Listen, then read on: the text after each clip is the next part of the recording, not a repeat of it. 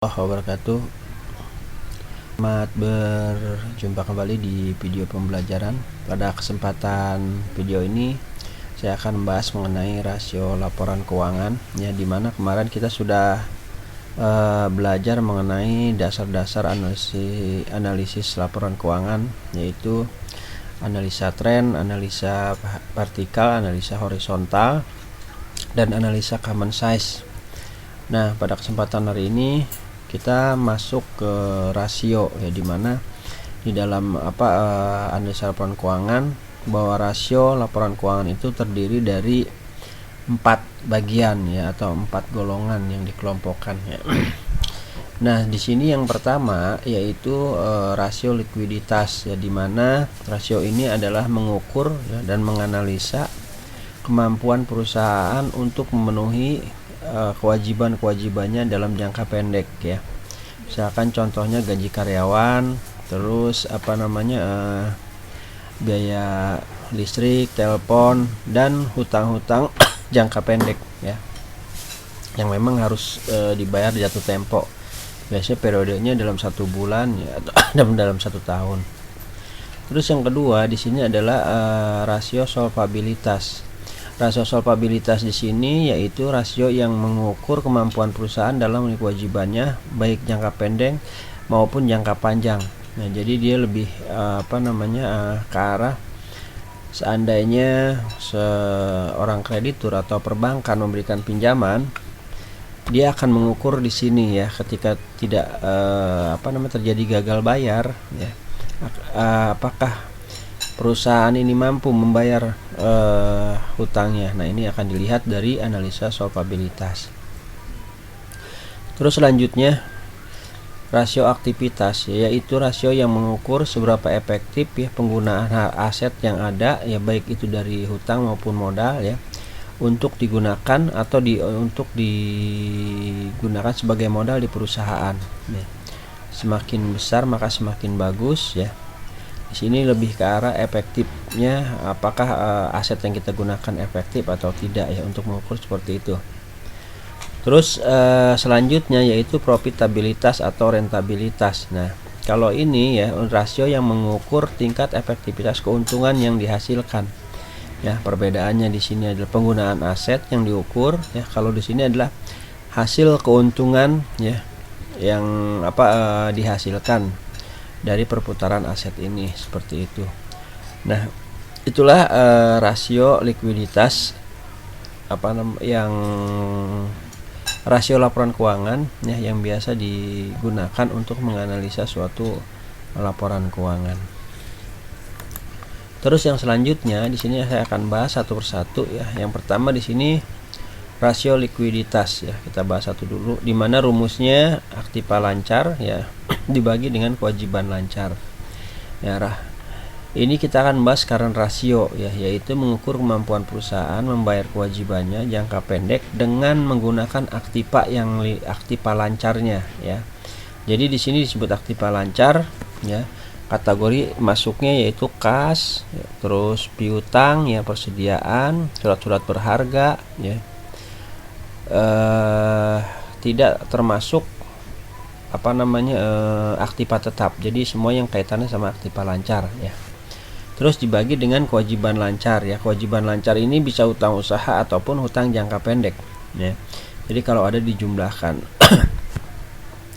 Semakin rasionya besar, ya, misalkan kita ambil contoh di sini, kita coba, ya, nanti sebentar.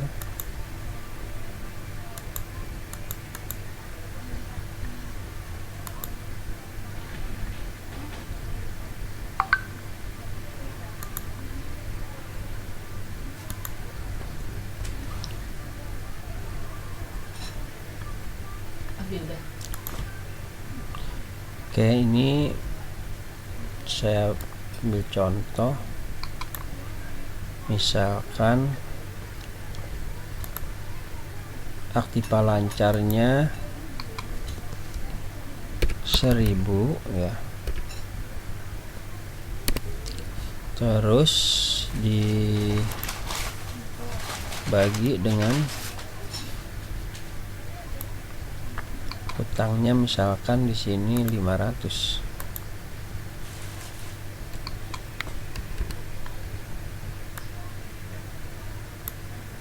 Ya, maka jika kita bagi ya 1000 dibagi 500 ya, rasionya yaitu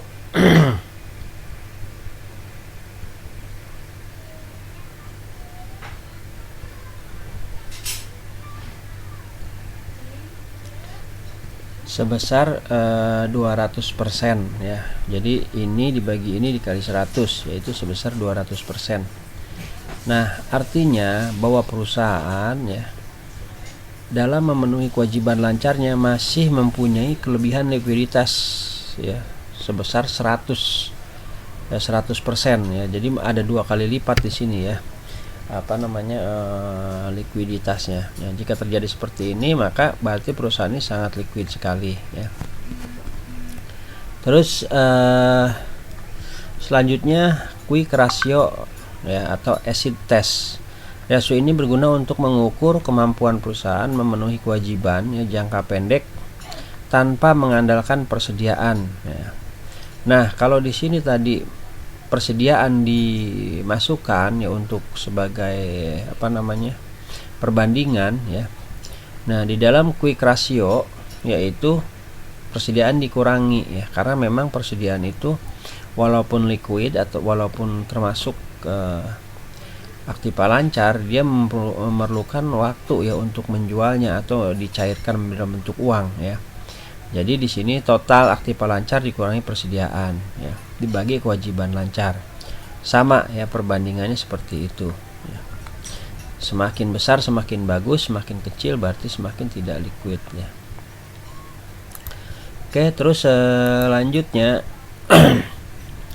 cash ratio ya. Nah, ini lebih liquid lagi ya. Kalau tadi hanya dikurangi persediaan, berarti di situ aktiva lancar ada kandungan piutang ya, dimana piutang pun dalam penagihannya agak sulit biasanya ya, agak perlu waktu dan kadang-kadang banyak kendalanya ya.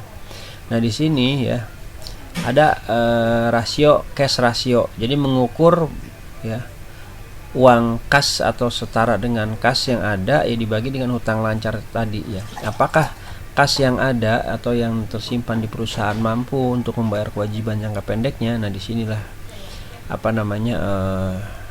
menganalisanya dengan rumus cash ratio. Terus yang selanjutnya di sini yaitu working capital to total asset ratio ya. Nah, ini adalah tadi mengukur kemampuan modal kerja perusahaan terhadap total aktiva ya. Nah, di sini aktiva lancar ya dikurangi dengan hutang lancar dibagi dengan total aktiva ya, dimana di sini bisa terlihat berapa sih sebenarnya aktiva yang menjadi modal kerja untuk suatu perusahaan ya, seperti itu. Oke, terus selanjutnya di sini adalah rasio solvabilitas ya, dimana di sini ya mengukur kemampuan perusahaan membayar total kewajibannya dengan modal sendiri ya. Tadi rasio solvabilitas ini untuk jangka panjang dan jangka pendek ya. Nah, ini yang pertama yaitu total debt to equity ratio, yaitu membandingkan modal dengan hutang si perusahaan baik jangka panjang maupun jangka pendek ya. Jadi rasio ini tujuannya menganalisa apakah ketika terjadi gagal bayar perusahaan bisa membayar dengan modalnya ya, atau dengan modal yang ada di perusahaan tersebut. Jika makin besar maka semakin bagus, atau misalkan di sini total hutangnya, kalau ini terbalik kayaknya, total hutang misalkan 100 ya, modalnya misalkan 1000 ya, maka dikali 100 ya sebesar 10% ya. Jadi kalau ini semakin kecil semakin bagus rasionya. Artinya bahwa hutangnya itu hanya 10% dari modal. Begitu ya. Kalau semakin besar misalnya sampai 100% berarti memang modalnya sudah dijaminkan semua buat hutang seperti itu ya. Terus selanjutnya di sini yaitu total debt to asset ratio ya. Yaitu mengukur seberapa besar aktiva yang diperoleh dibelanjakan oleh hutang ya. Atau mengukur berapa sih aset dijaminkan untuk hutang seperti itu ya. Contoh misalkan hutangnya ya, total hutang keseluruhan misalkan 2000 ya. Sedangkan asetnya ini misalkan 10.000. Nah, berarti 20% seperti itu. Sama, ini kalau semakin kecil maka semakin bagus, kalau semakin besar maka semakin buruklah kinerja perusahaan tersebut. Atau Anda sebagai seorang akuntan ya, tidak menyarankan ya untuk berhutang kembali. Karena kenapa? Hutangnya ini, asetnya ini sudah tidak menutupi gitu. Kalau misalkan semakin besar atau semakin besar rasionya.